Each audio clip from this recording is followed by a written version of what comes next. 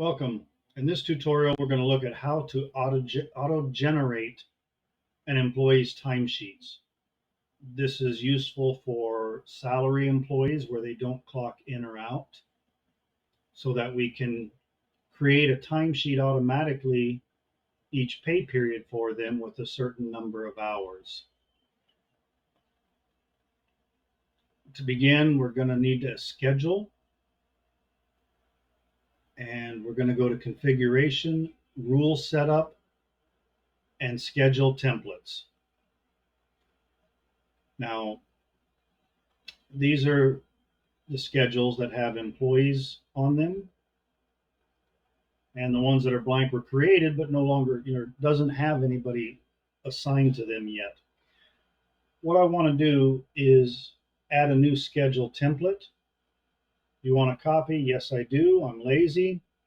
I'm going to copy the 8 to 5. The reason for copying this is because it retains this information, although it's not really pertinent to a auto-generated schedule, but I want everything really to be the same in my schedules.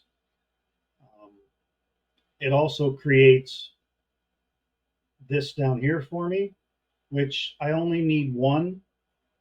I could edit each one and change the times to match the number of hours that I want each day to have. Again, it's just easier to delete all those and edit this one. I want an 8-hour schedule, so I'm going to go 8 to 4.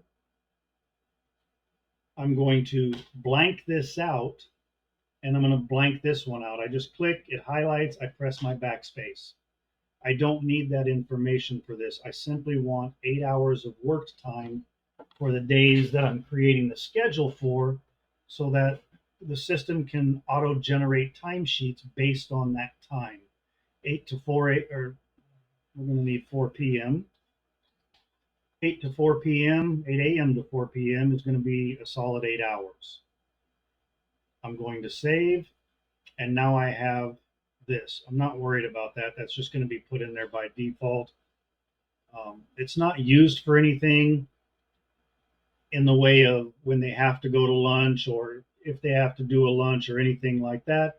Everything we add to the system, be it on schedules or transactions, needs a time to be associated with it. And that's fine. But again, I don't care about that. We blanked it out. It's going to automatically put it in. Now, I need a schedule from Monday to Friday. Yes, I could click add new and go through the same thing. But a quicker way is to select the day that I want to copy, and then the days that I want it copied to. So I already have Monday. I do not need to check Monday. I don't want a duplicate. So Tuesday, Wednesday, Thursday, and Friday. And then don't forget to click copy. If you just click save, all you're going to end up with is this one day. So I click copy. Everything looks good. I just verify that everything is as I want it before I click save. So this is going to give me my 8 hours a day, 5 days a week, and I'm going to click save. Now, I messed up there, and I often do that. Now I have two of the same name, so I need to edit one. And yes, this is the 8 to 4 p.m. So in my description,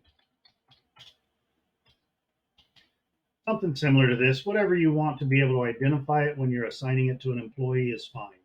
But you don't want it to be the same and make the mistake that I did. So I just click save down here, and now I see I've got my salary 8 hour.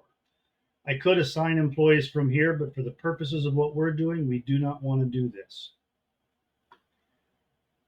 Now I can go to employee and employee details and edit the employee I want, or I can do it from my time management, which kind of gives me more of a visual that it's being done. Go to the timesheet, go down and select the employee, and you see I have my employee details here. There's no time, there's no schedule, nothing like that. So I click on the employee details. The first thing I want to do is make sure that I haven't, for any reason, selected an auto lunch deduct. That will mess with my 8 hours if I have. Similarly, I could have made the shift when I created the schedule. I could have stopped it at 4:30, which would have given 8.5 hours. The 30-minute lunch deduct would create my 8 hours a day. But when I give them PTO of 8 hours, it would leave me with an extra half hour at the end of the day that the system doesn't know what to do with. So at the end of the week, I would have 40.5 hours or 40 hours and a half hour of overtime. I don't want that. So I don't want them on a lunch plan for the purposes of what we're doing. Next, we see the schedule. We want to make sure that they do not have one. If they do have a schedule in here, I need to change it to none, and then I need to save it, and then come back here and click on the employee details again. My schedule needs to be none. The lunch plan needs to be none before I begin. So with these being none, I can start. I'm going to annotate that they are salary. They don't have to be salary to auto-generate their timesheets, but if they are salary, I like to make sure that it's selected here for any future use. Then I'm going to auto-generate my timesheets, and I'm doing this before I assign them to a schedule because I want it to happen straight away. Now that I've done that, I come up to the schedule and I look for the salary. There it is. When I click on this, it's going to ask me when I want it to take effect. And here we go. Start on the next pay period, rebuild this one, or rebuild on a specific date. This one basically is for starting on a specific date within the current pay period. I cannot use this to go back 2 months to generate schedules for the entire prior 2 months or whatever the case may be. But if the employee didn't start until Wednesday, then I may do this and choose Wednesday, so it gives them a schedule from Wednesday, Thursday, Friday, and not the entire week. I rarely use this, or it's rarely used. So I'm going to do rebuild the current pay period. I'm going to click OK. That's good. I don't have the lunch plan. I'm going to come down here and click save. I've confirmed that the auto generating salary was done prior to assigning the schedule. And again, we just click save.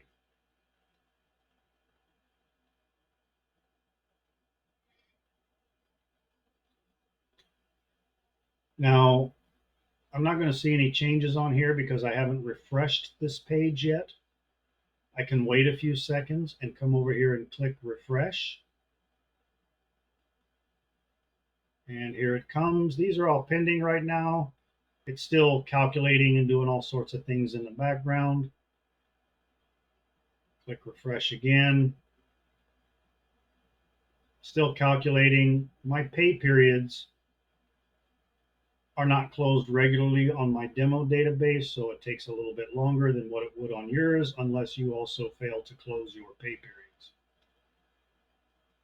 Click refresh again.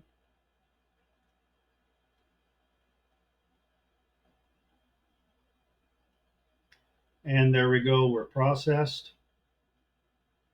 I can click the reprocess BRM, and that's just going to run through and do it. And I'm expecting to see my schedules to pop up here, but I may need to move from one employee to another. I'm not going to let that bother me right at the moment.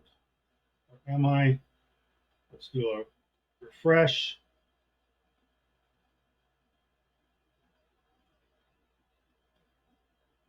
Go back to the timesheet. We'll find the user.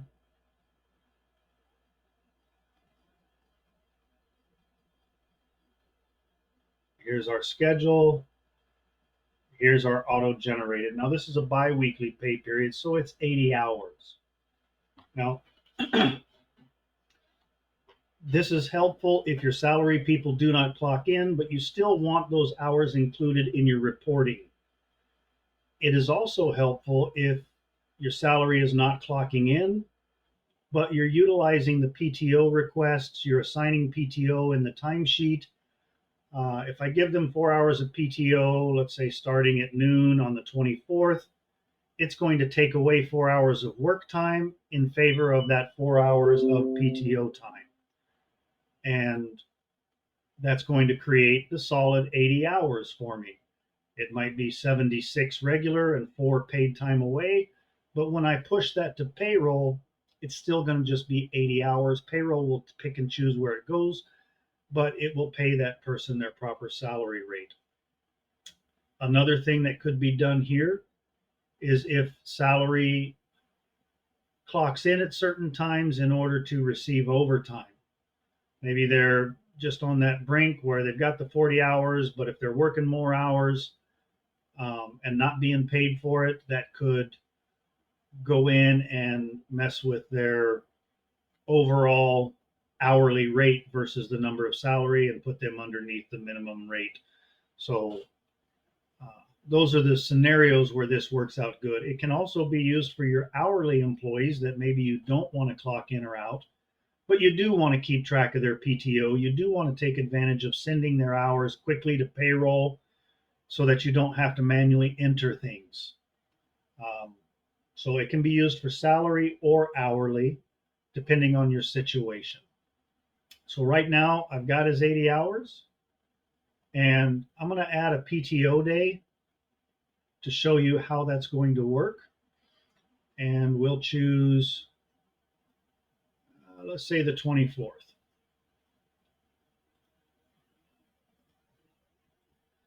724. Now, the important part here, when you're adding a PTO transaction, other than the date, is going to be the time. If he's only taking 4 hours and it starts at noon, I need to make sure that 12 is here.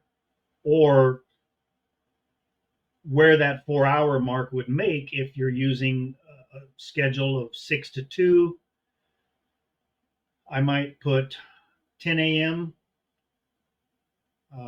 Or 11 a.m. if it's whatever it is that creates that 4 hours, um, so that the system basically leaves them with 4 hours of work and then gives them 4 hours of PTO again for the total for 40 hours for the week. So I'm going to do this at his 8 a.m. That's his start time. And we'll give him 8 hours. 724, just verifying that. And I'm going to click save. My expectation is that this 8 hours will replace this 8 hours. Now the system is still working in the background. I'm just not sending refreshes constantly to the page to slow the user down. Normally, I would move on to my next thing and not even worry about this. Again, it's working in the background. And what's going to happen is it's going to remove this day. This day is going to be here. My hours are going to go to 72. My PTA will be 8. So a total of 80 hours for this pay period. I would also expect to see down here on the 24th this change to PTO or something of the like. So I'm just going to click refresh. I see the hours have gone to 72. The work time for the 24th has disappeared, although in certain circumstances I may still see a work line for the 24th. It might be from 4 p.m. to 4 p.m. and just say 0 hours, and that's fine. Down here, once it finishes processing, it will kind of replace this with a PTO day. So now when I export my payroll, my salary person is still going to be paid for 80 hours, but payroll is going to know to deduct 8 hours from their PTO and show on their stub 72 hours worked, 8 hours vacation. So that works really well in these scenarios.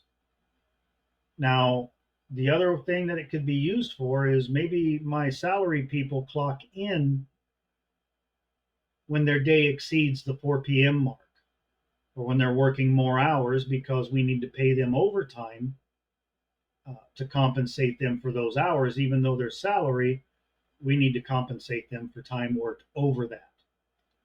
So we need to make sure they're on the proper overtime policy. This one right here is going to apply overtime if the employee has more than 40 hours in their work week. You may have different types of overtime.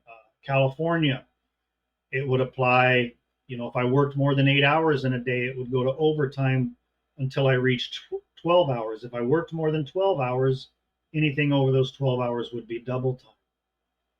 If I have a salary overtime rule, normally it doesn't pay overtime. But yet, if the employee still clocked in, it would pay them the extra hours in regular time. So, depending on how you want those hours to come out, is going to depend on the overtime rule that you're going to place them on. But let's watch what happens if we emulate an employee clocking in on the 31st, let's say from 5 p.m. to 9 p.m. So I'll do an add new transaction, the 31st.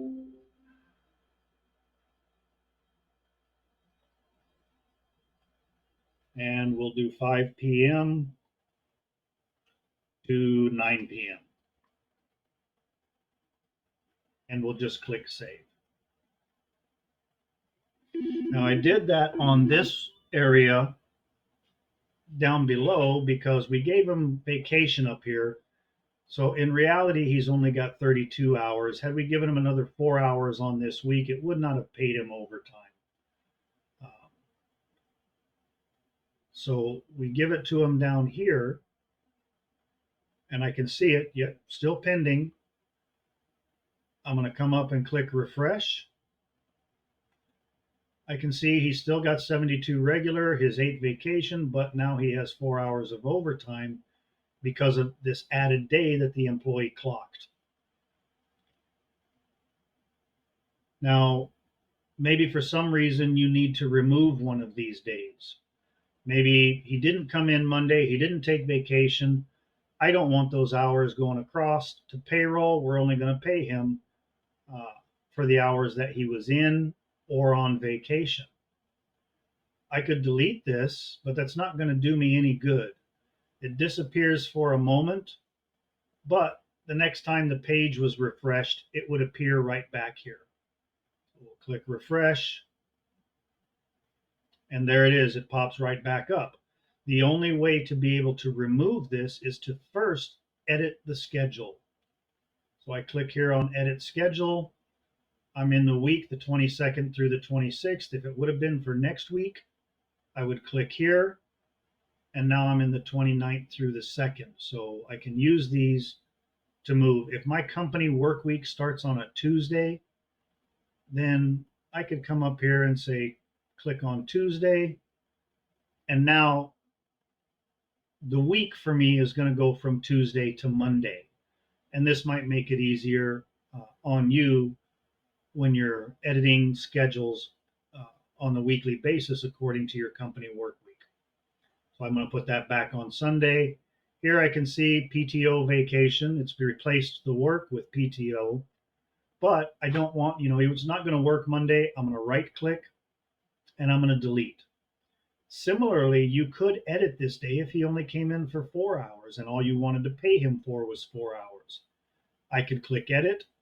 I could go 8 to noon, but I would need to change this to about 10 a.m. Because the time here needs to be halfway between here and here. Even though we don't use it, it is a critical part of the back end on the business rule manager when it's processing things. But I could modify this here, save it, delete this one and refresh, and it would pop up with the one according to the schedule we just changed. Right now, I'm going to totally delete this day. Make sure I'm on the right day, the 22nd. Yes. Click OK. It's gone.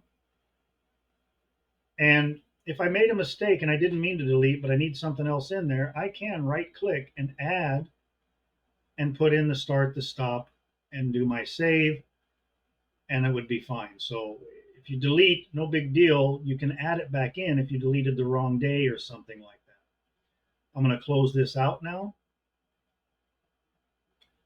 Now I can delete the 20, whoops.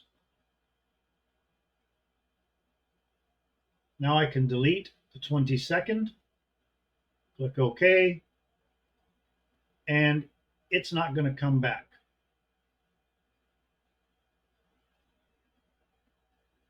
I'm just waiting a few seconds and I'm going to click refresh. And it's not back. So now this is the correct number of hours being paid. They're still going to get 4 hours of overtime because that was in a different week. And this is built off of the 40-hour per week rule. And of course, they're getting their 8 hours of vacation. So I hope this helps with the auto-generating of timesheets. Thank you for watching.